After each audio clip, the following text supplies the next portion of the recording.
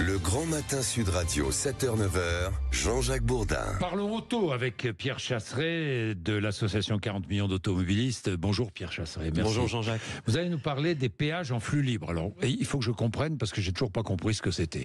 Moi, je connais les péages. On a un abonnement, on paie, on a une barrière, on a la lecture de la barrière de péage sur du pare-brise de notre véhicule et on passe. Bon, très bien, on est débité. Ça, c'est un abonnement. Mais c'est quoi un péage en flux libre ? Alors un péage en flux libre, ça commence à être installé partout, sur toutes les autoroutes françaises. Déjà sur la A13, la 14, la A79 dans l'Allier, donc ça commence, toutes les autoroutes vont finir à flux libre. Alors comment ça fonctionne ? Jusqu'à présent, on peut avoir soit le petit badge dans la voiture, le transpondeur, et dans ces cas-là, effectivement, devant la barrière s'ouvre, on est débité sur notre compte en banque. Voilà. Là, ça changera rien, parce que le péage à flux libre, c'est quoi ? On enlève les barrières, on enlève les zones de péage.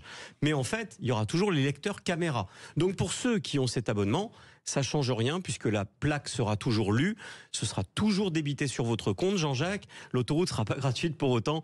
Là, il n'y a pas de souci. Là où ça change, c'est pour tous les Français qui ne sont pas équipés de ce type de petit boîtier, parce que de leur côté, ceux qui payent avec leur carte bleue, qui récupèrent le ticket.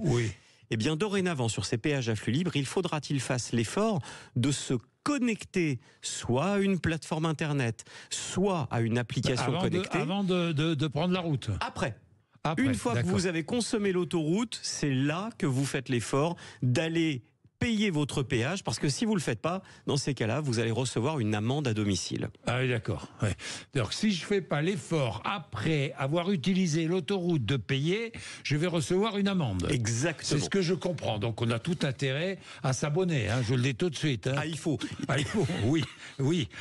Parce que ces amendes, elles arrivent déjà dans les boîtes à lettres. Il y en a beaucoup déjà. Il y en a beaucoup. Il y a de plus en plus d'automobilistes qui ont l'impression d'ailleurs que c'est une arnaque parce qu'ils n'ont pas entendu parler de ces péages à flux libre dont ils reçoivent une facture d'autoroute. Ils ne comprennent pas pourquoi car ils n'ont pas vu de barrière de péage et derrière l'amende est majorée. Enfin, qui peut croire qu'une autoroute est gratuite, à part la 75 qui est gratuite, mais qui peut croire qu'une autoroute est gratuite, franchement? Les Bretons. Faut être un peu naïf quand même.